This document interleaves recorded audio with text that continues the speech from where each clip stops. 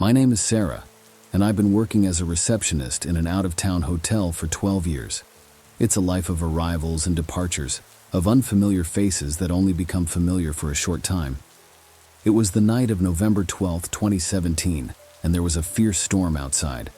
The streets were flooded, including the entrance to the hotel where I worked. It was around 3:00 a.m., and rarely did anyone arrive at that hour. Suddenly, I heard the doors of the hotel open. It was a man, soaked to the bone, heading towards the reception desk. He wore a dripping black raincoat, and his face looked weary. His gaze was dark, but initially, he didn't seem dangerous to me. He said he didn't have a reservation, but urgently needed a single room. "I'm sorry, but we're quite full tonight," I said with a gentle smile. The man didn't say anything for a few seconds and began to stare at me intensely. Then, in a calm but firm voice, he said, "I'm telling you, I need a single room." I told him, "Sir, the only available room at the moment hasn't been cleaned yet because the departing guests left it late in the evening." "It doesn't matter. I need that room.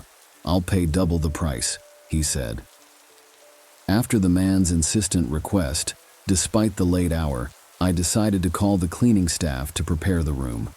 I informed them of the customer's specific request and urgency.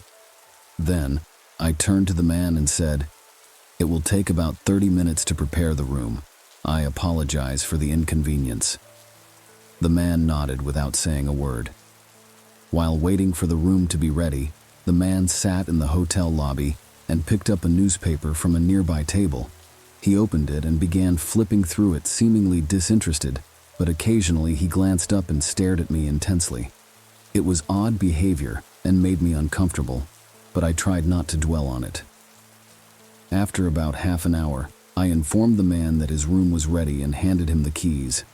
He said he would go to his car to retrieve his luggage before going to the room and would be back shortly. About 15-20 minutes passed, and the man returned. I went outside to see if he was in the parking lot, but there was nothing. There was no sign of him whatsoever.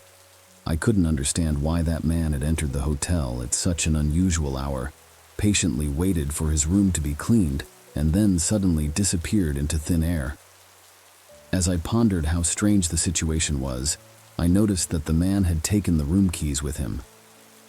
Shortly after that man disappeared, the hotel phone rang. When I answered, I immediately recognized the voice. It was him. He began to apologize for leaving so abruptly. I was bewildered. I told him he had taken the room keys and needed to return them, and calmly he replied that he was aware and would do so as soon as possible. Then, unexpectedly, he asked me a strange question. He asked if a woman named Susan Moore had stayed at the hotel in the past few days. I replied that due to our guests' privacy, I couldn't provide that kind of information. The man seemed annoyed by my response and abruptly ended the call. I was perplexed, wondering why he was so interested in obtaining information about that woman. After ending the call, I decided to check the computer database to see if the name Susan Moore was among our guests. I was stunned to see that the woman had indeed stayed at the hotel the day before. At that point, I began to think that the man might be a stalker who was harassing that woman. Without hesitation, I immediately informed my supervisor of what had happened. The safety of our guests had always been our top priority. The lock to the room I had assigned to that man was promptly changed in an attempt to ensure the maximum protection for the hotel's guests. To this day, I wonder what that man had in mind and what could have happened if Susan Moore had still been inside the hotel when the man arrived that night.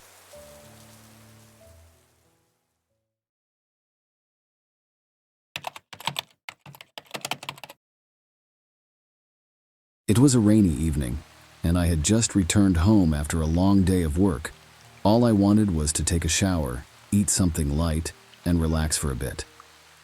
After dinner, I decided to have a video call with my girlfriend, which lasted about 20 minutes.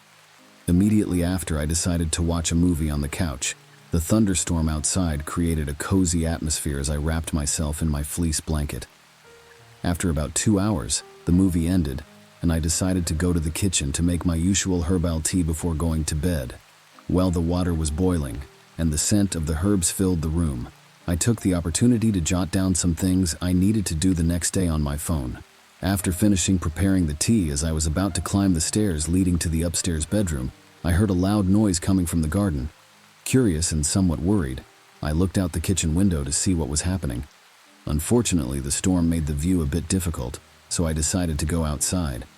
Arriving in the garden, I heard that noise again, and it seemed to be coming from the tool shed area. Cautiously, I approached, illuminating the area with my phone's flashlight. Once at the shed, everything seemed in place. Not noticing anything unusual, I decided to go back inside. I don't know why, but I was restless. About 10 minutes later, the noise repeated, louder and more persistent. Looking out the window, I glimpsed a shadow moving stealthily in the garden. It was difficult to distinguish who or what it was, but the idea of someone lurking in my garden on a stormy night didn't give me much peace of mind. At that point, analyzing the situation, I decided it was best not to venture outside. I grabbed my phone, called the police, and explained what was happening. Within a few minutes, police cars arrived on the scene. The officers began searching the entire garden, but found nothing unusual. They supposed that perhaps it was a homeless person who, taking advantage of the low wall, had managed to enter the garden. After that incident, I decided to install a protective iron fence along the entire perimeter of the garden to prevent anyone from easily climbing over and accessing my property. After that episode, I didn't sleep a wink all night. The thought that whoever had entered my garden could come back haunted me. During the night, I woke up several times to constantly check that all the windows and doors were securely closed. Fortunately, nothing unpleasant happened after that.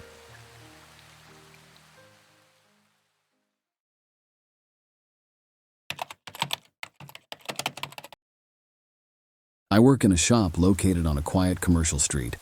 I've chosen to work night shifts so that when I return home after work, I can rest a bit and then have the whole day free. Additionally, working at night comes with higher pay. My work shift starts at 1 a.m. and ends at 07 a.m. I enjoy working during these hours because I love the tranquility of those times. Being at work during the night allows me to focus better on tasks without external distractions. The street is quiet, the shop is calm, and I can complete my activities with greater efficiency. Furthermore, I appreciate being able to enjoy the nighttime serenity during breaks, perhaps sitting outside the shop smoking a cigarette and gazing at the starry sky. It's a moment of peace and reflection that helps me recharge my energy to face the rest of the night. One night, while I was outside enjoying my moment of peace, I noticed a van parked across the street. It was unusual to see someone there so early. After finishing my coffee and tossing the cup into the trash, I went back inside the shop and resumed my work. That night, it was around 5 in the morning, and suddenly someone rang the shop's doorbell.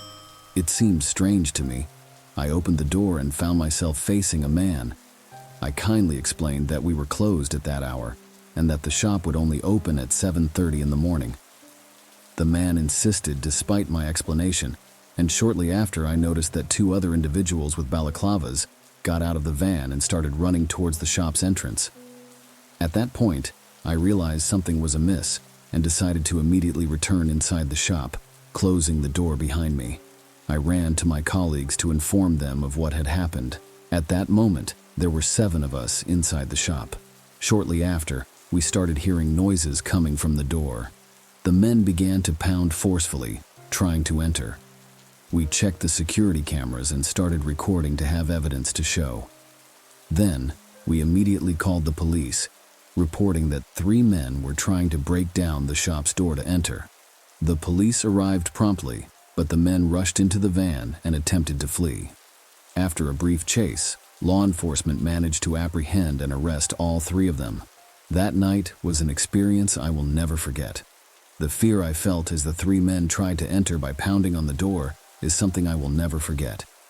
I hope time erases this memory from my mind as soon as possible. Thank you for watching this video. I hope you found the content interesting. If so, please leave a like and share your thoughts in the comments below. If you haven't already, subscribe to the channel to stay updated on upcoming content. Greetings, and see you in the next video.